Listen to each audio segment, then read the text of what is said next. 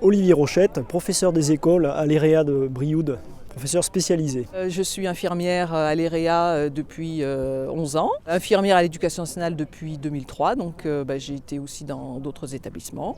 Alors aujourd'hui nous sommes rassemblés dans le cadre d'une journée nationale de grève à l'éducation nationale et aussi plus spécialement dans notre établissement pour dénoncer les conditions dans notre établissement. Depuis le début de l'année, on en est à 111 jours non remplacés, de collègues absents non remplacés. On a commencé une année scolaire par exemple avec un CAP maçonnerie sans prof de maçonnerie jusqu'aux vacances de novembre. Et surtout nos élèves, ce sont des élèves qui ont des difficultés scolaires et qui n'ont pas toujours eu une scolarité facile. Et donc ces élèves-là qui déjà on a des fois du mal à les faire venir dans l'établissement. Alors quand ils viennent dans l'établissement et qu'ils n'ont pas tous leurs cours, je trouve que la réponse de l'État là pour le coup elle est catastrophique. Et ensuite aussi parce qu'au niveau des infirmières de l'éducation nationale, ils veulent changer notre statut, qu'on ne soit plus éducation nationale, mais qu'on soit à la territoriale.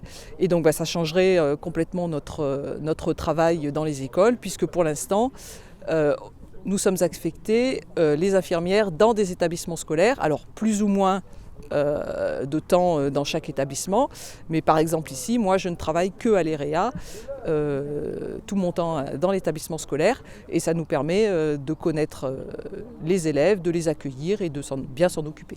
À très court terme, la solution, c'est que les collègues qui ne sont pas là soient remplacés, qu'il y ait des enseignants devant les élèves. Ça, c'est la première des réponses. Dans un deuxième temps, pour l'année scolaire 2021-2022, le comité technique académique doit aussi répondre à la situation de l'établissement en maintenant au minima les moyens et peut-être même en abondant peut-être quelques heures pour essayer de régler cette situation. C'est pas la première fois que les infirmières, on les menace de les remettre dans des services autres que les établissements scolaires, et on s'est battu. Il y a eu quand même plusieurs fois des manifestations et beaucoup de travail et de rencontres des syndicats pour faire valoir notre travail dans les établissements et pour dire l'importance de notre présence dans les établissements. Surtout que, d'après ce que l'on entend, c'est que les professeurs, les élèves, les parents sont contents que les infirmières soient dans les établissements. On est plusieurs collègues à travailler là depuis pas mal de temps et on a vu des hauts et des bas dans l'établissement, suivant les situations. Il y a eu des épidémies, des choses comme ça, où il y avait des collègues absents, mais là on n'a jamais été confronté à ça. Alors bon, la situation sanitaire peut-être rajoute un petit peu au tableau, mais je pense que c'est quand même le devoir de l'État de maintenir l'éducation, de maintenir un bon niveau d'éducation pour tous les jeunes, et pas seulement ceux qui sont dans le classique, dans les établissements classiques, où là pour le coup, quand il y a problème, il y a aussi des familles qui se mobilisent derrière. Nous on a un petit peu le souci que les familles, du fait qu'on soit dans l'établissement spécialisé, les familles sont loin aussi, on a des élèves qui sont d'autres départements, et les familles ne se mobilisent pas à la même hauteur que dans les établissements classiques. Et ça, peut-être que l'administration en joue un petit peu, et la situation se pourrit de ce fait-là.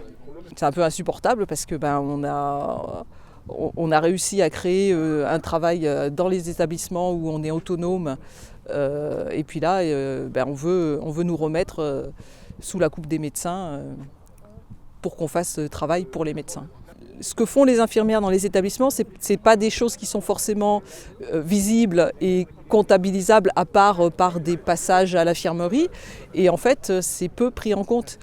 Comme tout ce qu'on fait en éducation à la santé, pareil, c'est des choses qui sont difficilement quantifiables sur leur efficacité, mais n'empêche que ça a leur importance. Ce travail qui se voit peu, et pour les élèves est très important, puisque on les accueille dans des conditions différentes d'avec les professeurs, l'infirmerie c'est vraiment un lieu particulier dans une école qui, je pense, a une grande importance pour le bien-être des professeurs, des élèves et de tout le monde. On en a marre, on a dénoncé ça, on en a parlé déjà à l'inspectrice d'académie depuis novembre. Depuis novembre, on a fait remonter une motion qui résumait l'atmosphère dans l'établissement. Pratiquement, il n'y a pas eu de réponse. Le comité départemental de l'éducation nationale qui traite au niveau départemental des personnels, où siège l'inspectrice d'académie, on a fait remonter la motion pour demander qu'il y ait un poste de titulaire remplaçant du premier degré rattaché à l'établissement. L'inspectrice d'académie n'a pas répondu à cette attente. La semaine prochaine, le jeudi 28 janvier, va avoir lieu le comité technique académique. C'est l'instance qui traite de la dotation des établissements régionaux.